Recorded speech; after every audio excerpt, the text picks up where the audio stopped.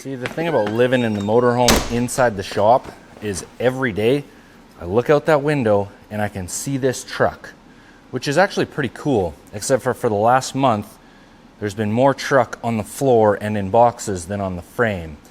So I've been waiting on hubs. I saw a lot of comments from people saying I should upgrade to the locking hubs. Great recommendation. I'd love to do it, but it's about $4,000, not in the budget for me. These look good though. Comes with studs too. That's nice. Well, let's get this friggin' truck back together.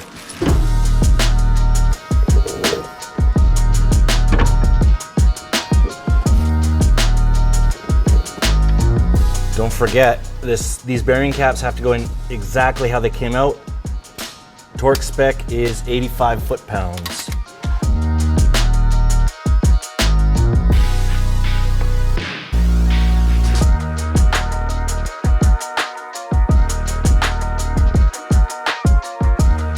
Torque spec on these is 35 foot-pounds. The new ball joint, the sleeve comes up so far, this little rubber sleeve. I can't push it on. I think I'm just gonna try and lightly push it in with the jack. I think that's supposed to swell out and maybe keep it under tension or something.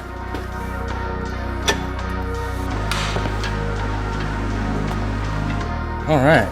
That's gonna do the trick. Having a hard time finding the torque spec for these ball joints, but I found a forum that states upper 125, lower 135. But I'm gonna go just past that to match up the cotter pin. This passenger side axle has a Teflon bushing in here. Don't forget to replace that one. It's my first time doing this job, but it sounds like a lot of people forget about that. I didn't know about it.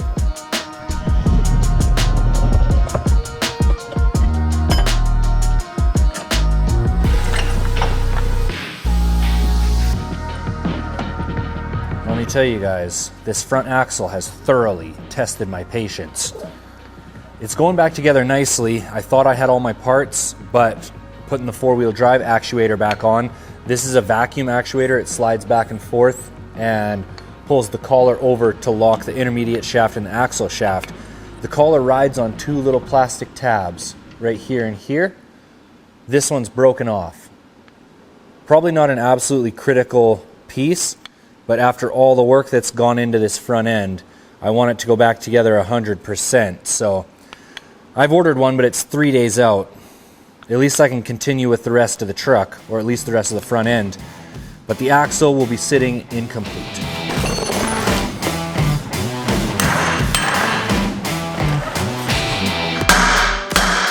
One of the big challenges for brand new hubs and rotors is getting the wheel studs seated. When I did it on the motorhome, I was able to crank them down enough with my tire iron to get it seated. So I did the same thing on the truck. The only difference between the truck and the MoHo is this big spacer. I'll crank this down as much as I can, but that's gonna be something I have to watch when I first get on the road. Make sure this is not coming loose again.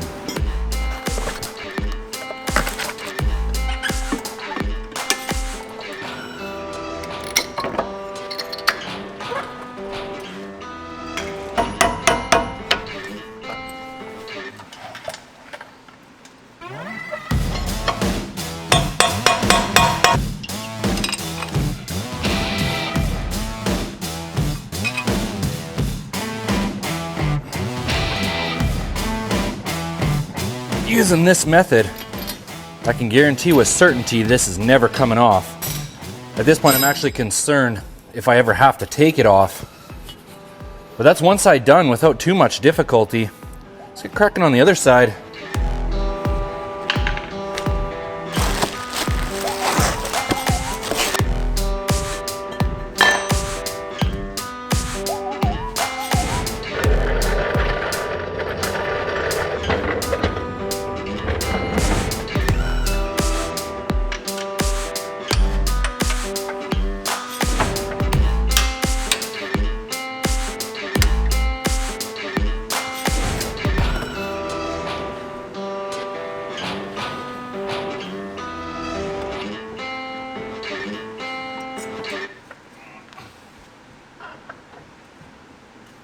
You have to stick something in your rotor to torque this. With the axle, and that's 180 foot-pounds. Going just a little bit past so I can get the cotter pin in. Kind of interesting, my dad had told me that the bolts for one of the calipers had always come loose. I can see it was the driver's side. These things are super worn out just from rattling. The new brakes came with these new rubber sleeves. I can see that even the sleeves fit into the caliper much more loose than the passenger side did. They tried Loctiting them before, no improvement. If anyone knows a better solution, let me know in the comments.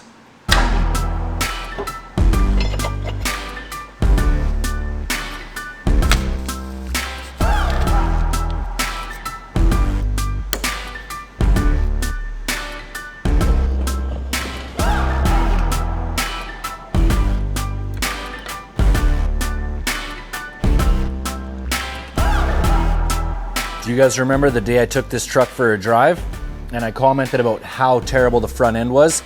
Something I didn't diagnose throughout this is the sway bar. I just took a look at it, well, I just took it off. Absolutely destroyed. Yeah, gonna need a new one of those.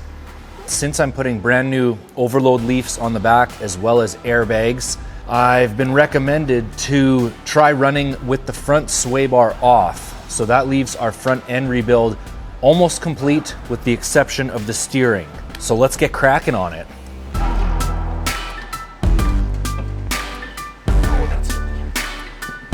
I really can't say it enough, but I am super thankful for the support on this build. First Truck Center here in Williams Lake donated a whole bunch of parts, one of which, brand new steering box. Good thing too, the last one had some dirt on it. That's really on there.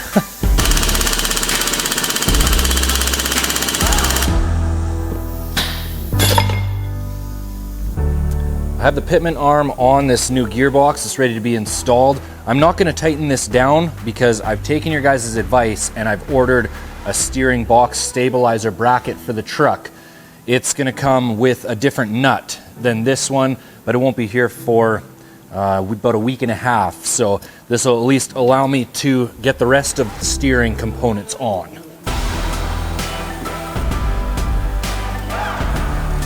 After about an hour of messing around trying to get this collar on the steer box from the steering wheel, finally Googled it. There's a freaking spline. Burn on, I'm shining so bright, lit up like a diamond in the dead of night. There's fire deep in my soul, I'ma rise up like the legends of old. Brighter than gold, brighter than gold.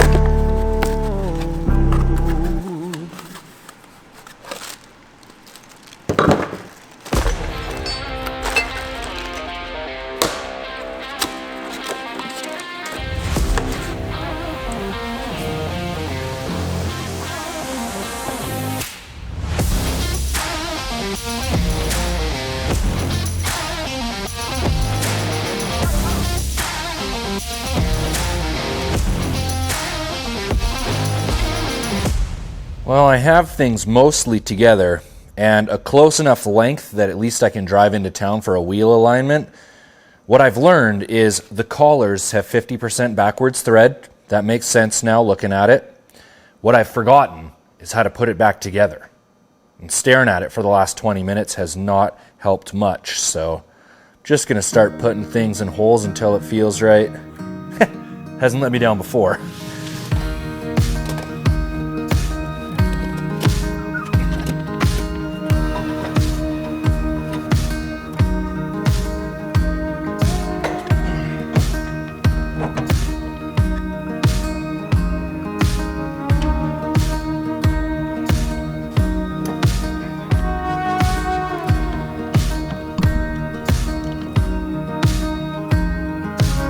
Everything's steering related.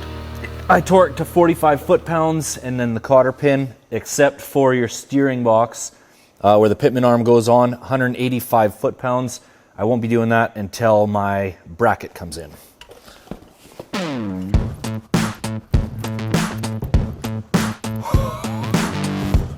Would you take a look at the undercarriage on that gal? Mm-hmm. Tight. So tight. I mean, I'd hope so. I've been working on it for weeks. Well, the shipping on these parts is taking forever, and I hate to say it, but haven't had very much help. Yep, hard to find good help these days, huh? Think you might have missed the point there, bud. Well, yeah, the whole shipping thing sucks too, but from a semi-non-professional such as myself, you're doing a pretty good job, bud. Keep it up, amigo. Well, let me tell you guys, with all the hiccups and challenges we've had on this front end, it feels almost surreal that it's going back together. But it is going back together, so I'm happy. Let's get into our cost breakdown for this week's episode. The hubs was a strange one because I did order them online. I don't like ordering vehicle parts online, but I couldn't afford the ones in town. Locally, they were $700 and something per side. I got them online, $418.36 for both of them delivered, so that was a no-brainer. U-joints I forgot to include in the last build episode, so I threw them in this time, $94. Rotors were $106.46 for both sides. Pads, $144.86. I put all the steering components into one category, $991.62. The steering box, $371.11. Didn't have a whole lot of shop sundries, but a lot of trips to town for parts and supplies, so I put actually $100 for shop sundries, giving us a grand total of $2,226.37. Starting to see some larger bills now that we're actually putting things back together, but I am just happy to see things going back together. I'm waiting for a couple more parts for the front of this truck before all that goes back together, but hopefully I can get cracking on that tomorrow. But I hope you guys enjoyed this new episode of My Old Man's Truck, the Build series. Most of all, thanks for watching, everybody. Down, time's running out, here we go. Come with me now, stand up and shout, let them all know. We're gonna let them all know. Not anymore, I'm keeping score, here we go. Stop on the floor, knock down the door, let them all know. We're gonna let them all know. We got the power, we got the